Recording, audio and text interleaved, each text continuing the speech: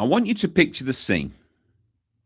The year is 2003. It's the 8th of November. On the 7th of November, me and Ryan had gone to the pub. We was having a discussion in the taxi on the way home, a drunken discussion about West Brom versus West Ham at Upton Park the next day. And I said to him, I think we're going to win 4-0.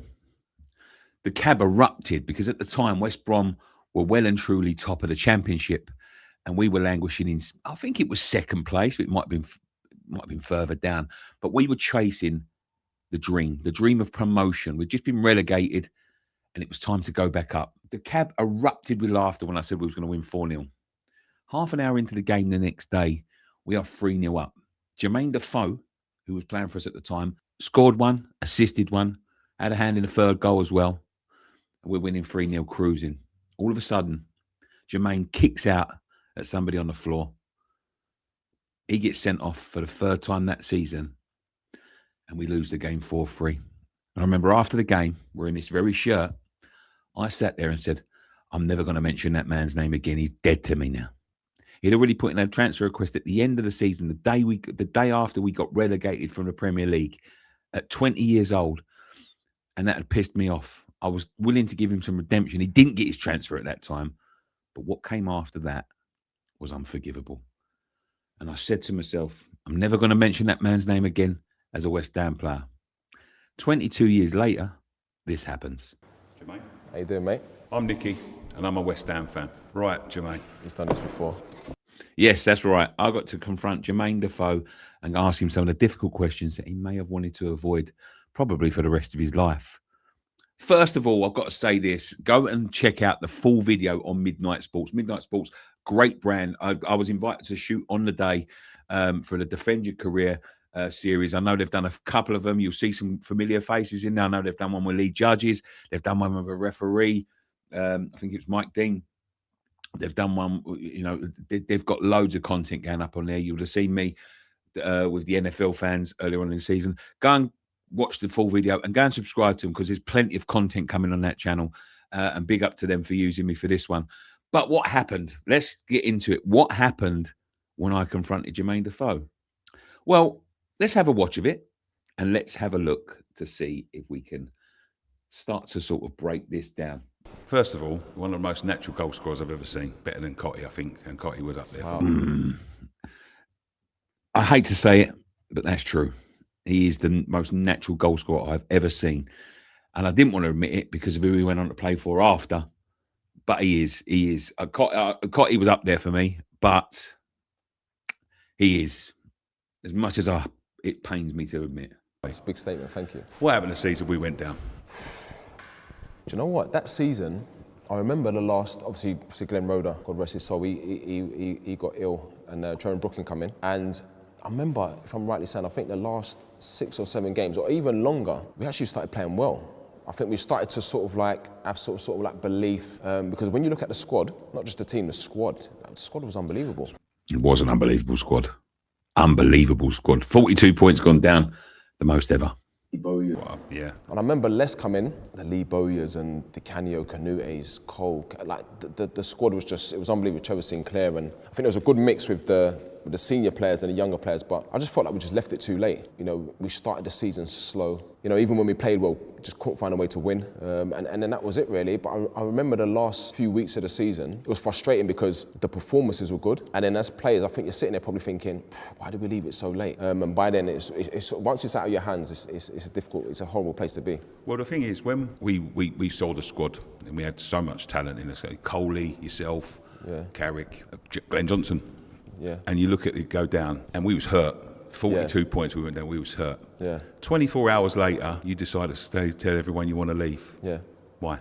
That's the first question I wanted to ask. Why the fuck did you think it was a good idea 24 hours later to fucking leave, to be quite honest with you? So it's funny because I've spoken about this so many times, and you know, I've done obviously other podcasts, and it's weird though because when you're young, and to be totally honest, and I've said this many times, and people probably think, oh, he's just saying that. Transfer request, never heard of that before.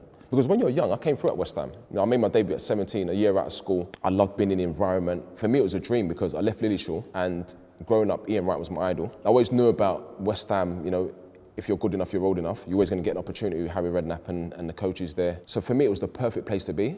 as a young player because West Ham had the best academy. Rio came through, Frank, Joe Cole, Michael Carrick. So obviously when I got the call to go to West Ham from Lillishall, for me it was a no-brainer. I came from the East End of London, and the first two people I saw when I signed, when I walked into the training ground, Chadwell Heath, was Ian Wright and Harry Redknapp. So you can imagine what that does to a 16-year-old. Yep. So when we got relegated, I remember my agent at the time, he said to me, we had a conversation, and he said to me, you have to hand in a transfer request because you can't be playing in the Championship if you want to get in England squad. You need to be playing At 20? Yeah, you need to be playing in the Premier League and everyone else is going to leave. And you don't want to be the last one because it'd be difficult to get out. And I remember because every decision I made, even as I got older, every decision I made, I always spoke to my mum. I always spoke to people that love you and they cared, yeah? So I remember having a conversation with my mum, and I think my mum was just naive to it anyway because the backlash was horrific. Had I known, of course I wouldn't have done it.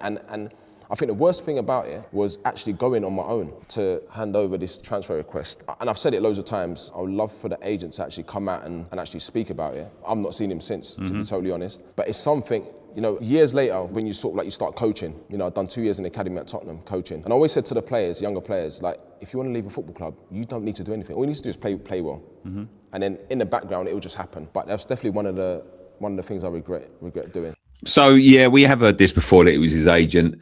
Maybe the agent should come forward because he took a lot of fucking stick for it for a lot of years. And rightly so, to be quite honest with you. I know he was only a young boy and, mistakes are made, but, he took a lot of stick. And the agent, as it fucking usually is, the agents are the ones that fucking, want him to move on and thinks it's a good idea. Sometimes I think the agents don't understand football. We didn't get you moved. No. Just at the time. So what was it like? Because obviously we're seething on the stands, right? Because you're one of our own. We come from a similar area. We've been talking before this, and I was hurt. I was really hurt. With similar age as well, and that's why I look like me and you look like you because of the stress that club puts me through. So you had to stay. Yeah. So what was the relationship then like with fans? Because we were seething. And I was fucking seething, to be honest with you. It must be tough for a 20-year-old. Oh, Jermain, if that was tough, the next decision you're going to make is going to make it even fucking tougher. It was tough, and I was only young. Yeah. And the reason why it was so tough, because you probably remember, when I was 17, I came through at West Ham. I mean, the love that the fans gave me, it was just it was unbelievable. From that first game I played when I scored against Walsall in the Cup. And even when I made my Premier League debut and I was scoring goals, and there was times where I was at the team, I'd do the warm-up and at the whole stadium, up to part singing my name. So it went from that to quite hostile, to be honest. I remember after games in the car park, people would say things to me, and it's difficult to deal with it. I didn't know how to really deal with it. I think the only thing that probably got me through it was obviously my family and playing well and scoring goals. I think that's the only thing that probably got me through it. But it was a tough time. I think I had to be resilient and thick-skinned, because I think a lot of players, when I look at it now, I think, wow, how did I get through that? Because it was tough. These are the fans that loved you before all of a sudden. Now, who do you think you are? Handing transfer requests 24 hours after the club gets relegated. So, do you regret that?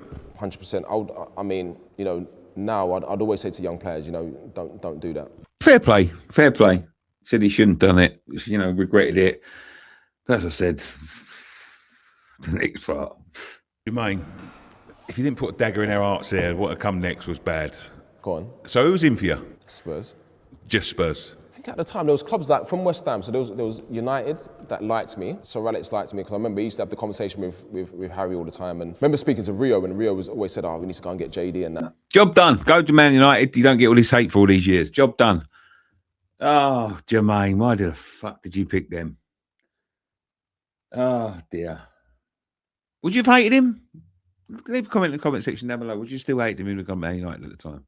But in terms of there's always speculation, but in terms of that concrete bid, it was Tottenham at the time. And you decided to go. Yeah. If you didn't hurt us before, why them?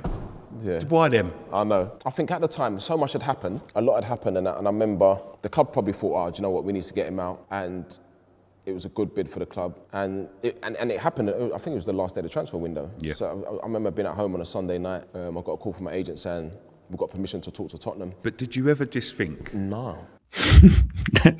That part was the funniest bit of the video. When I just said that, did you ever just? I didn't even finish the sentence. Did you ever just think? No. Oh, fair play to him. Fair play, Jermain. Fair play. them? Like, I didn't think, honestly. No, when you're honestly, I just thought, to be honest, I just felt like obviously I have to leave at some point. Everyone else had gone, like Joe, Mike, everyone else was gone. And I just remember thinking, that's probably my chance to be back in the Premier League and hopefully play for England. That is all I thought. And of course, it's selfish, but I think you have to be sometimes. Yeah, of course. Because all I wanted to do was just score goals and play for England, and that was my thinking. The goals you scored against us after, you seem to always pop up with a goal, and you used to celebrate like mad. I know. Was it ever personal? Never, because you know a lot of my family are West Ham fans. Of course, yeah. Which is normal because we grew up around the corner from Upton Park, and a lot of them Man United fans. I'm like, I can be a Man United fan when you're from East London. Do you know what I mean? There's a Liverpool, Tottenham. There's enough of them, mate. Yeah, do you know what I mean? So how can it be personal when I'm from the East End? And your family. My dad, obviously, you know, he's not here anymore, was a West Ham fan, and like I said before, like I'd always appreciate the chance that West Ham gave me.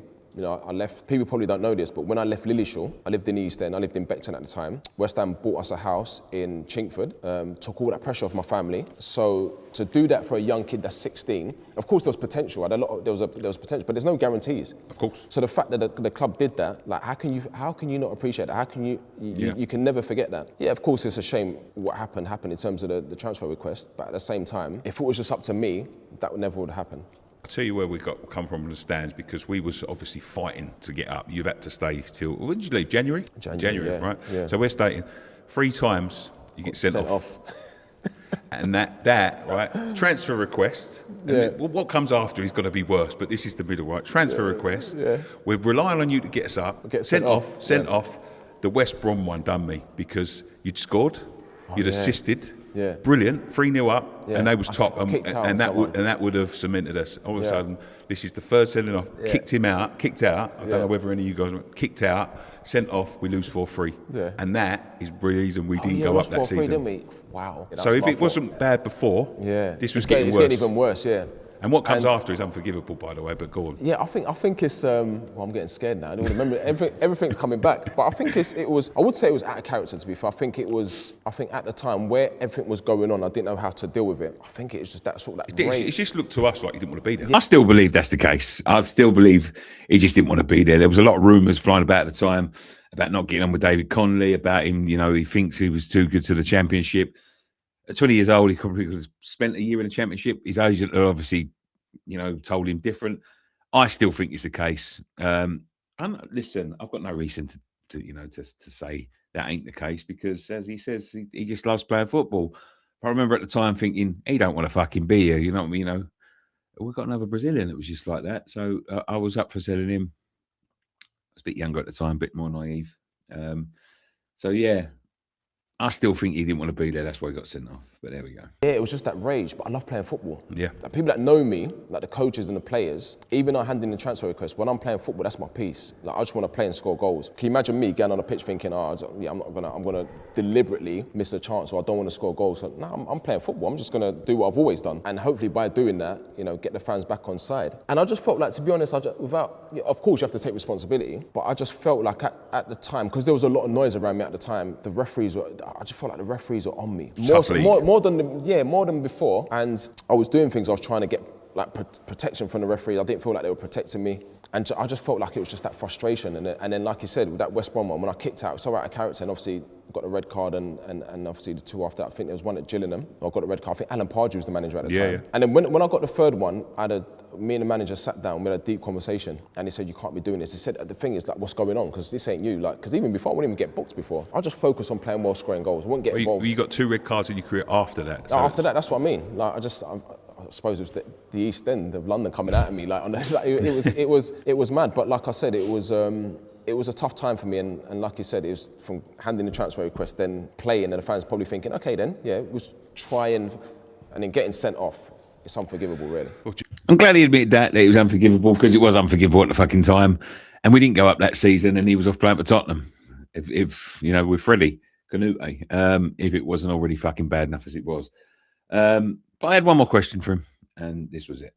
Was you ever going to come back? Yeah. And there was an offer I want to take. Yeah, so I was at Sunderland, and I got a call from Nobes, I think it was, and I think it nearly happened, but obviously the money wasn't enough, the bid was enough. But when I just thought, you know what? And even though I loved it at Sunderland, I think when Moyes was there, David Moyes, and I got a call, I thought, wow, that'd be it would be good to go back and, you know, go back to where you started, basically. And the fans wouldn't. I don't think they was very pleased about that, to be honest. Yeah, but they would have been pleased if you go back and you score goals. Of course, then goals heal. You don't forget things. But I just feel like in life sometimes you have to try and understand the situation. I've seen stuff as a fan where players have left clubs and I don't know, prime example, the Isak situation. Yeah. This summer I've seen him and I'm like, oh, why'd you do that? Because refusing to, I suppose, train or play for the team or the club that pays your wages, the club that the fans love you, big fan base, won a trophy, first time in how many years, so you're always going to be like an iconic figure at the football club. To do all of that and then spoil it by doing that just to get a move, I was one of those people that thought, oh, why'd you do that? But then... Do you ever get stick now? A little bit. It's more banter, to be honest. Yeah. More banter. But even with the goals, you mentioned the goals and the celebrations. The only reason I used to celebrate was because, for one, it's hard not to, because scoring a goal, you can't even describe the feeling. And all the songs, all the stick I used to get from the West Ham fans. So it was a bit of banter. So what do you think? Would you have forgiven him if he'd have coming back? I'm going to be honest, right? I'm going to be totally honest. And I'm sure you can find record of me talking about this because this was in the time of the channel. I would have said yes to Jermain Defoe at the time. I spent a lot of years thinking of him as a traitor, as a Judas, up there with Vince. But I really got swayed by the stuff he did with Bradley Lowry. That was the thing that really sort of started making me think, you know, maybe these things were a mistake. And I've got to say this before I go. Thank you so much to Midnite Sports for giving me the opportunity. It was fantastic. It was an opportunity that I never thought I was going to get. And it got me a little bit of, I got to get it off my chest a little bit. So that was great. Go and, as I said before the video, go and subscribe to them and go and watch the video in full because it's a very interesting video. I was very proud to be part of it. It's a great piece of content. And hopefully you can go over there and have a look at this because I'm going to be featuring on there going forward in the future. And they've got loads of stuff coming up. So, yeah, great company. Thank you so much. And thank you so much for watching. What do you think? Do you think I was hard enough on him? Do you think I wasn't hard enough on him? Would you have asked anything different? Leave your comment in the comment section down below. But thank you very much. Subscribe if you're new. Go and subscribe to Midnite Sports.